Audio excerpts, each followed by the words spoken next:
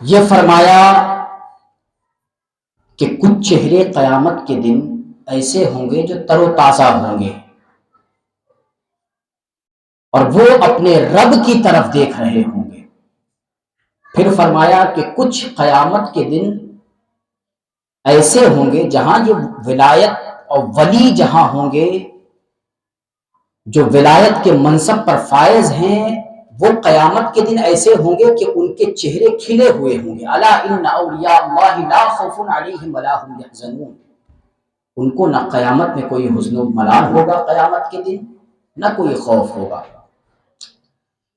تو ان کے لیے فرمایا کہ ان کے چہرے 14ویں رات کے چاند کی طرح دمک رہے ہوں گے، روشن ہوں گے، وہ اپنے رب کی طرف تک رہے ہوں گے۔ اور بہت سے چہرے ایسے ہوں گے جن پر منحوسیت طاری ہوگی، جو بدرونق ہوں گے، جن کے چہرے میں اداسی چھائی ہوئی ہوگی۔ پھر آگے موت کے احوال کو اللہ جل شانہ نے بیان فرمایا کہ موت جب آئے گی تو اس سے کوئی بچ کر نہیں نکل سکتا۔ موت سے چھٹکارا نہیں ہے کسی انسان کے لیے۔ پھر موت کی کیفیت بیان کی کہ جو خسیس روح ہے، اس روح کو لے کر فرشتے کہیں گے کہ اس روح کو لے کر آسمان کی طرف اور عالم برزخ کی طرف لے کر کون جائے گا؟ پھر فرمایا کہ موت جب طاری ہوگی، موت جب آئے گی تو پنڈلی پنڈلی سے چمٹ جائے گی۔ یہ موت کی سختی کو بیان کیا اللہ جل شانہ نے۔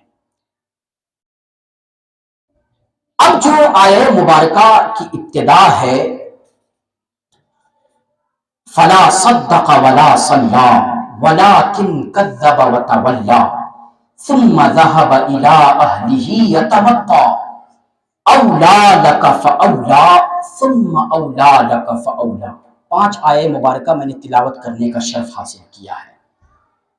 الحمدللہ بہت ہی محبت کے ساتھ اور دل جمعی کے ساتھ آپ سماعت کر رہے ہیں۔ اللہ جل شانہ آپ کو اس کا نعم البدل عطا کرے اور اجر عظیم عطا فرمائے۔ فرمایا فلا صدق ولا صلی ولكن كذب وتولى۔ تو یہ بدنصیبی کی بات ہے، تو یہ بدنصیبی کی بات ہے کہ اس نے تصدیق نہیں کی، تو یہ بدنصیبی کی بات ہے۔ فلا صدق، اس نے تصدیق نہیں کی، ولا صلی، اور اس نے نماز نہیں پڑھی، ولیکن کذب وتولی، لیکن وہ مستقل جھٹلاتا رہا، وتولی، اور اعراض کرتا رہا، بچتا رہا۔ ثم ذهب الى اهله يتمطى، پھر اپنے گھر والوں کی طرف اکڑتا ہوا، گھمنڈ میں، غرور میں اکڑتا ہوا اپنے گھر والوں کی طرف چلا گیا۔ نام تو یہاں ذکر نہیں ہے، بس کیا کہا اللہ جل شانہ نے؟ فرمایا کہ وہ، مگر اب یہی بات ہمیں تفسیر سے معلوم ہوتی ہے کہ یہ وہ سے مراد کون ہے، یہ وہ سے کون مراد ہے جس سے کہا جا رہا ہے کہ وہ بڑا ہی کم نصیب تھا، جس نے تصدیق نہیں کی اور نماز نہیں پڑھی اور مستقل جھٹلاتا رہا اور اعراض کرتا رہا، پھر اپنے گھر کی طرف اکڑتا ہوا، گھمنڈ میں، غرور میں اکڑتا ہوا، مٹکتا ہوا چلا گیا۔ عزیزان محترم، اس آیہ مبارکہ میں 4 بری چیزوں کا ذکر کیا گیا ہے۔ کس کے لیے؟ حضرت عبداللہ ابن عباس رضی اللہ تعالیٰ نے اس آیہ مبارکہ کی تفسیر میں بیان کرتے ہیں، وہ فرماتے ہیں کہ یہ آیہ مبارکہ ابو جہل کے حق میں اللہ رب العزت نے نازل فرمائی. اب ظاہر ہے اب ابو جہل کو ذہن میں رکھیں, اس کے بعد پھر اس آیت کو سمجھیں. فلا صدق ولا صلی, تو وہ ابو جہل اس نے تصدیق نہیں کی, ولا صلی اور اس نے نماز نہیں پڑھی, ولکن کذب وتولی لیکن وہ جھٹلاتا رہا اور اعراض کرتا رہا. پھر وہی ابو جہل اپنے گھر والوں کی طرف اکڑتا ہوا گھمنڈ میں غرور میں چل پڑا. اس میں 4 چیزوں کا ذکر کیا گیا بری خصلت کا, بہت بری خصلت کا ذکر کیا گیا جو ابو جہل کے اندر جو خصلت تھی اس کا ذکر اللہ جل شانہ نے کیا. پھر اب اس کے بعد آنے والی آیت مبارکہ اس میں 4 ہیں, آپ دیکھ لیں کہ اس نے تصدیق نہیں کی, اس نے نماز نہیں پڑھی اور وہ جھٹلاتا رہا اور وہ ایمان لانے سے اعراض کرتا رہا, گھر والوں کی طرف اکڑ کر چلا گیا. 4 ہی تو ہے نا. تو اس نے کس بات کی تصدیق نہیں کی؟ اب سوال یہ پیدا ہوتا نا عزیزان محترم, یہاں پر آیت مبارکہ میں واضح نہیں ہے فلا صدق کہا کہ اس نے تصدیق نہیں کی, کس بات کی؟ تو فرمایا کہ اس نے تصدیق نہیں کی اللہ جل شانہ کے وحدانیت کی تصدیق نہیں کی, اور مصطفیٰ صلی اللہ تعالی علیہ وسلم کی نبوت و رسالت کی اس نے تصدیق نہیں کی. فلا صلی, اور اللہ کے احکام اور نبی کے پیغام پر عمل کرتے ہوئے اس نے نماز نہیں پڑھی. فلا صلی, اور اس نے نماز نہیں پڑھی. ولکن کذب, لیکن وہ جھٹلاتا رہا. کس چیز کو؟ نبی کریم صلی اللہ علیہ وسلم کی ذات بابرکات کو جھٹلاتا رہا اور کلام اللہ کے کلام الہی ہونے پر انگشت نمائی کرتا رہا. قرآن مجید کی آیت مبارکہ کو وہ جھٹلاتا رہا, مستقل جھٹلاتا رہا. وتولی, ولکن کذب وتولی, اور وہ اعراض کرتا رہا. ابو جہل اعراض کرتا رہا کس چیز سے؟ ایمان لانے سے. ثم ذهب الى اهله يتمطى, پھر وہ اپنے گھر والوں کی طرف اکڑتا ہوا چلا گیا. یہ گھمنڈ اور غرور, یہ انسان کا شیوا نہیں ہونا چاہیے. کیوں؟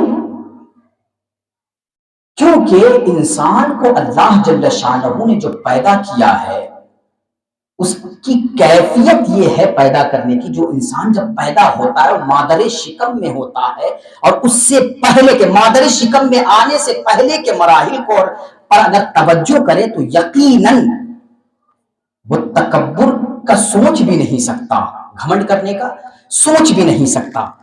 تو عزیزان محترم وہ گھمنڈ کرتا ہوا گھر کی طرف چلا گیا. اب ایک حدیث پاک میں یہاں کوٹ کرنا چاہ رہا ہوں. اللہ جل شانہ نے جب ان 3 آیت مبارکہ میں ابو جہل کی 4 برے خصلت کا ذکر کر دیا, اس کے بعد نبی کریم صلی اللہ تعالی علیہ وسلم ایک حدیث پاک میں یہاں بتانا چاہ رہا ہوں کہ حضور اکرم صلی اللہ تعالی علیہ وسلم نے ایک آیت پڑھی. وہ کون سی آیت تھی؟ اولا لک فاولا ثم اولا لک فاولا, تیرے لیے خرابی ہو, اولا لک فاولا, پھر تیرے لیے خرابی ہو, ثم اولا لک فاولا, پھر تیرے لیے خرابی ہو اور پھر تیرے لیے خرابی ہو. حضور اکرم صلی اللہ علیہ وسلم نے اس آیت مبارکہ کی تلاوت کی نازل ہو جانے کے بعد, اب ذرا اس میں غور کریں تو پہلے 4 بری خصلت کا اللہ نے ذکر کیا اور 4 بار اللہ جل شانہ نے اس کے خرابی کو بھی ذکر کیا. اولا لک فاولا ثم اولا لک فاولا, تیرے لیے خرابی ہو پھر تیرے لیے خرابی ہو, پھر تیرے لیے خرابی ہو, پھر تیرے لیے خرابی ہو. 4 بری خصلت کو ایک کے بعد ایک بیان کیا, پھر وعیدیں بھی اسی کے ساتھ ساتھ اللہ جل شانہ نے 4 بار بیان کر دی. اب یہاں پر ایک سوال ہو سکتا ہے کہ اگر اس کی خصلتیں 4 تھیں تو ایک بار ذکر کر دیتے، 2 بار ذکر کر دیتے، تاکید کے لیے 2 بار ذکر کر دیتے کہ خرابی ہو پھر تیرے لیے خرابی ہو، مگر 4 بار ذکر کرنے کی کیا وجہ ہے؟ اس میں تو 4 بار اس کی خرابی ہونے کے بارے اللہ جل شانہ نے فرمایا کہ تیرے لیے خرابی ہو۔ عزیزان محترم، اس میں مفسرین کرام نے بیان کیا کہ 4 بار خرابی سے مراد یہ ہے کہ پہلی بار خرابی ہو تیری دنیا میں، دوسری بار تیری خرابی ہو قبر میں، تیسری بار تیری خرابی ہو آخرت میں، اور چوتھی بار تیری خرابی ہو جہنم میں۔ تو 4 چیزیں جو اس کے اندر بری خصلتیں تھیں، اس کو ذکر کرنے کے بعد 4 وعیدیں اسی کے ساتھ ساتھ اللہ جل شانہ نے اس کو بیان فرما دیا۔